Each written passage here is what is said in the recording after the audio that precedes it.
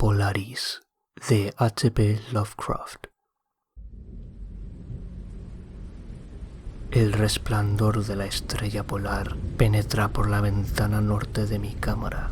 Allí brilla durante todas las horas espantosas de negrura, y durante el otoño, cuando los vientos del norte gimen y maldicen, y los árboles del pantano con las hojas rojizas susurran cosas en las primeras horas de la madrugada, bajo la luna menguante y cornuda, me siento junto a la ventana y contemplo esa estrella. En lo alto tiembla reluciente Casiopea, hora tras hora, mientras la osa mayor se eleva pesadamente por detrás de esos árboles empapados de vapor que el viento de la noche balancea.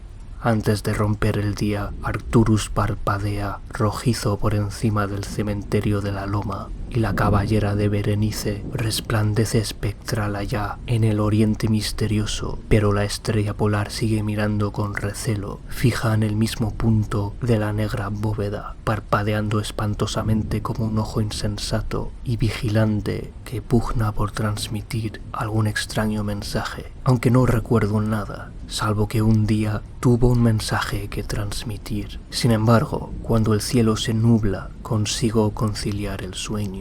Nunca olvidaré la noche de la gran aurora, cuando jugaban sobre el pantano los horribles centelleos de la luz demoníaca. Después de los destellos llegaron las nubes y luego el sueño, y bajo una luna menguante y cornuda vi la ciudad por primera vez. Se asentaba callada y soñolienta sobre una meseta que se alzaba en una depresión entre picos extraños. Sus murallas eran de horrible mármol, al igual que sus torres, columnas, cúpulas y pavimentos. En las calles había columnas de mármol, en cuya parte superior se alzaban esculpidas imágenes de hombres graves y barbados. El aire era cálido y manso, y en lo alto, apenas a 10 grados del cenit, brillaba vigilante esa estrella polar. Mucho tiempo estuve contemplando la ciudad sin que llegara el día, cuando el rojo Aldebarán, que parpadea a baja altura sin ponerse, llevaba ya hecho un cuarto de su camino por el horizonte.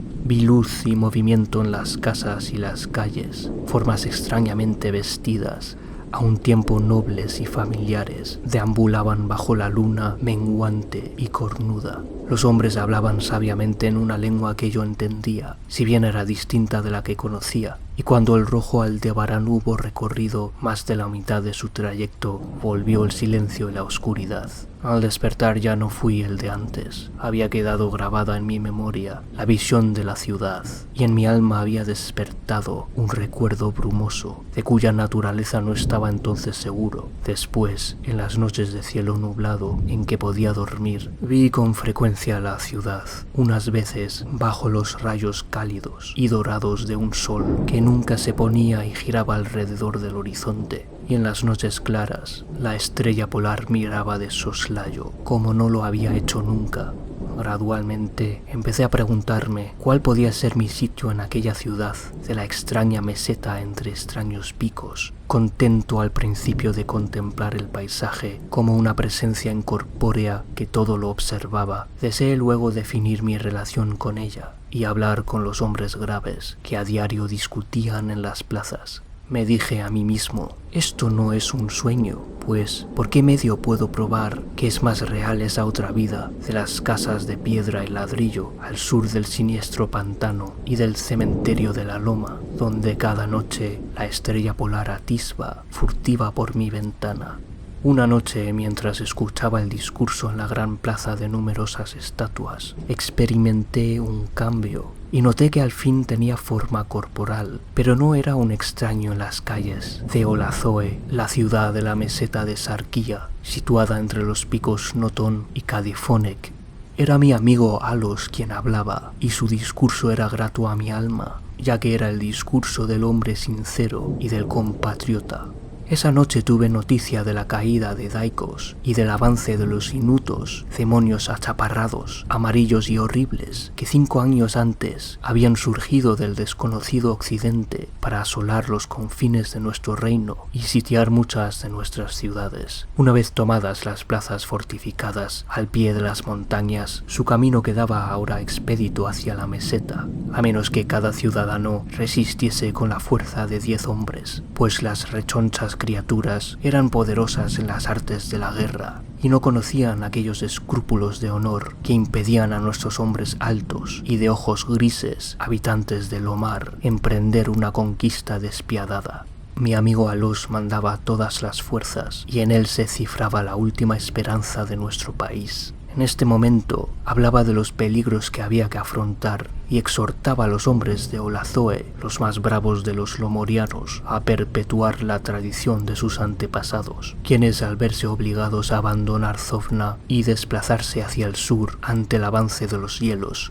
incluso nuestros descendientes tendrían que dejar un día las tierras de Lomar. Barrieron gallarda y victoriosamente a los Nofex, caníbales velludos y de largos brazos que se oponían a su paso. Alos me había rechazado como guerrero, ya que era débil y propenso a extraños desmayos cuando me sometía a la fatiga y al esfuerzo, pero mis ojos eran los más agudos de la ciudad. A pesar de las largas horas que yo dedicaba cada día al estudio de los manuscritos pnacóticos y del saber de los padres zabanarianos, de modo que mi amigo, no queriendo condenarme a la inacción, me concedió el penúltimo deber en importancia. Me envió a la atalaya de Zafnen para hacer allá de ojos de nuestro ejército, en caso que los inutos intentasen conquistar la ciudadela por el estrecho paso que hay detrás del pico de Noz y sorprender por allí a la guarnición. Yo debía encender la señal de fuego que advertía a los soldados que aguardaban y salvar la ciudad de su inmediata destrucción. Subí solo a la torre, ya que los hombres fuertes eran todos necesarios abajo en los desfiladeros. Tenía el cerebro dolorosamente embotado por la excitación y el cansancio, ya que no había dormido desde hacía muchos días, pero mi resolución era firme, pues amaba mi tierra natal de Lomar y la marmórea ciudad de Olazoe, situada en los picos Noton y Cadifonek. Pero cuando estaba en la cámara más alta de la torre, percibí la luna roja, siniestra, menguante, cornuda, temblando entre los vapores que flotaban sobre el lejano valle de Vanov, y a través de su abertura del techo brilló la pálida estrella polar, parpadeando como si estuviera viva y mirando furtiva como un demonio de tentación. Creo que su espíritu me susurró consejos malvados, sumiéndome en traidora somnolencia con una rítmica y condenable promesa que repetía una y otra vez: duerme, vigía, hasta que las esferas giren 26.000 años y yo regrese al lugar donde ahora ardo. Después, otros astros surgirán en el eje de los cielos, astros que sosieguen, astros que bendigan. Solo cuando mi órbita concluya turbará el pasado tu puerta. En vano traté de vencer mi somnolencia intentando relacionar estas extrañas palabras con algunos de los saberes celestes que yo había aprendido en los manuscritos pnacóticos. Mi cabeza, pesada y vacilante, se dobló sobre mi pecho y cuando volví a mirar fue en un sueño y la estrella polar sonreía burlonamente a través de una ventana por encima de los horribles y agitados árboles de un pantano soñado, y aún continúo soñando. En mi vergüenza y desesperación grito a veces frenéticamente, suplicando a las criaturas soñadas de mi alrededor que me despierten. No vaya a ser que los inutos suban furtivamente por detrás del pico de Noton y tomen la ciudadela por sorpresa. Pero estas criaturas son demonios, se ríen de mí y me dicen que no sueño, se burlan mientras duermo. Entre tanto, puede que los enemigos achaparrados y amarillos se estén acercando a nosotros con sigilo. He faltado a mi deber y he traicionado a la marmórea ciudad de Olazoe. He sido desleal a Alos, mi amigo y capitán. Sin embargo, estas sombras de mis sueños se burlan de mí. Dicen que no existe ninguna tierra de Lomar, salvo en mis nocturnos desvaríos, que en esas regiones donde la estrella polar brilla en lo alto y donde el rojo Aldebarán se arrastra lentamente por el horizonte, no ha habido otra cosa que hielo y nieve durante milenios. ni otros hombres que esas criaturas rechonchas y amarillas, marchitas por el frío, que se llaman esquimales.